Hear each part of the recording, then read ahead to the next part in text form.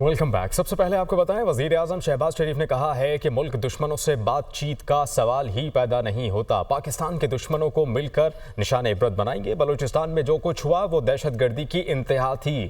دہشت گرد اور کچھ خارجی عناصر مل کر بلوچستان میں نفرت کے بیج بو رہے ہیں۔ دہشت گردوں کو باہر سے مدد مل رہی ہے۔ 26 اگست کو ایسا ماحول پیدا کیا گیا جیسے بلوچستان میں علیحدگی کی تاریخ چل رہی ہو۔ وہ کابینہ اجلاس میں اظہار خیال کر رہے تھے۔ دہشت گرد اور بعض خارجی عناصر مل کر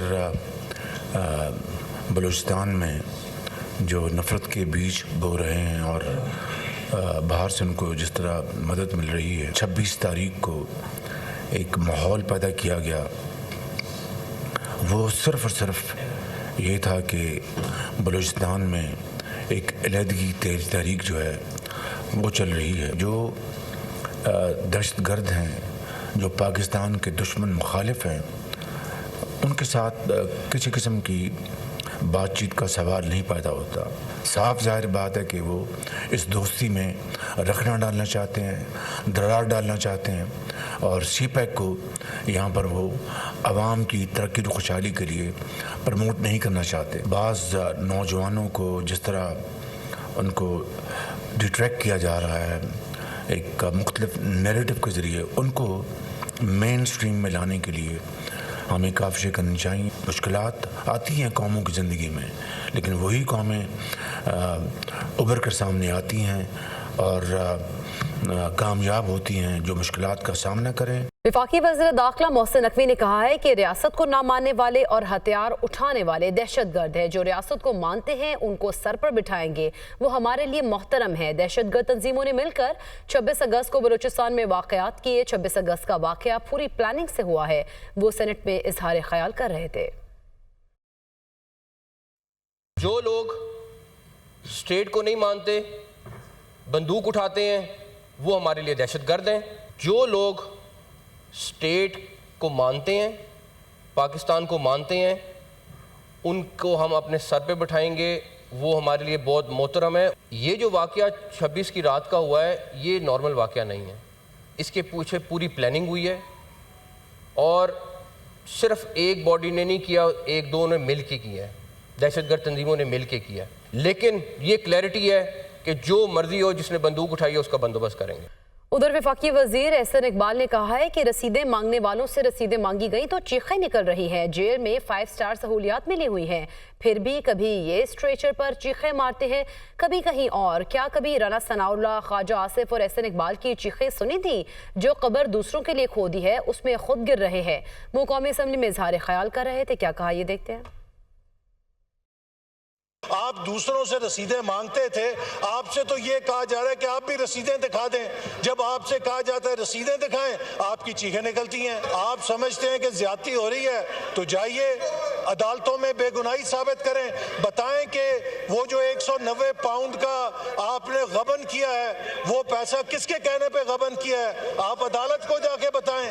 آپ بتائیں کہ جو تحفے آپ نے بیچے ہیں وہ کس کے کہنے پہ بیچے ہیں۔ واضح کرنا چاہتا ہوں کہ آپ کے لیڈر کو این آر او نہیں ملے گا، اس کو عدالت میں اپنی بے گناہی ثابت کرنی ہوگی۔ ان کو تو 5 سٹار سہولتیں ملی ہوئی ہیں، پھر بھی کبھی یہ اسٹیچر پہ چیخیں مارتے ہیں، کبھی ویل چیئر پہ چیخیں مارتے ہیں۔ کیا کسی نے رانا ثناء اللہ کی چیخیں سنی تھیں؟ کیا کسی نے خواجہ سعد رفیق کی چیخیں سنی تھیں؟ خواجہ آصف کی چیخیں سنی تھی کسی نے؟ یہ جو قبر انہوں نے خود کھودی تھی دوسروں کے لیے، آج اس کے اندر گرے ہوئے ہیں۔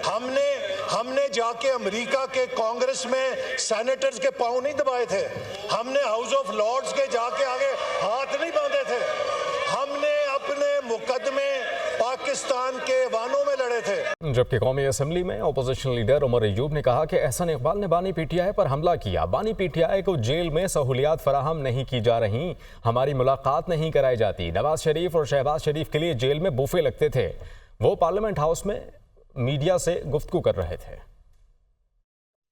منسٹر پلاننگ احسن اقبال یا پھر حنیف عباسی کو اٹھ کے بجائے اس کے کہ جو ہم نے پوائنٹس بتائے تھے بلوچستان پہ، سیلاب پہ، باقی ایشوز پہ، اہم ایشوز، اس کے اوپر وہ رسپونڈ کرتے اٹیک شروع کر دیا۔ وزیر اعظم عمران خان صاحب انہوں نے بات کی ہے، وزیر اعظم عمران خان صاحب کی سہولیات کے حوالے سے۔ ان کو ڈیتھ سیل میں کیا سہولت ہوتی ہے وہ تو آپ نے دیکھ لیا، एक पुराना सा कूलर है, छोटा सा कमरा है। मियां नवाज शरीफ जब और शहबाज शरीफ और ये लोग जिस वक्त ये जेल में थे, इनके खाबे होते थे, इनके खाने होते थे, बूफे लगता था, 45 लोग मिलते थे, हजारों लोग उधर मिलने के लिए गए थे, वहां पे मौज मेला होता था। यहाँ पे ये भी मैं कहता चलूं, इन्होंने एनआरओ के बारे में बात की है, तो mister Ehsan Iqbal and mister Hanif Abbasi, आप लोगों को याद होना चाहिए, आपके जनाबे वाला रिजल्ट जो है उसको चेंज किया और कैबिनेट के सामने रखा, और वो प्लेटलेट काउंट्स जो थे नवाज शरीफ के वो लो दिखाए, उसकी बेसिस को उसको राय फरार दिया गया। उसके बारे में आपका क्या जवाब है भाईजान?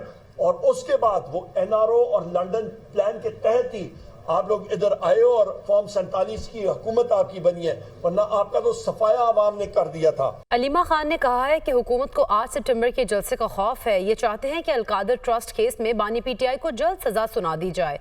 हम बैठकर एक साल से तमाशा देख रहे हैं और बानी पीटीआई जेल में है। अलकादर यूनिवर्सिटी को बंद कर देंगे तो बानी पीटीआई का नुकसान क्या होगा? खवातीन पर दहशतगर्दी के केसेस बनाए जा रहे हैं। वो रावलपिंडी में मीडिया से गुफ्तगू कर रही थी, आइए देखते हैं। इनको 8 सितंबर का जो जलसा होने जा रहा है उसका खौफ अब बहुत ज़्यादा बढ़ गया है।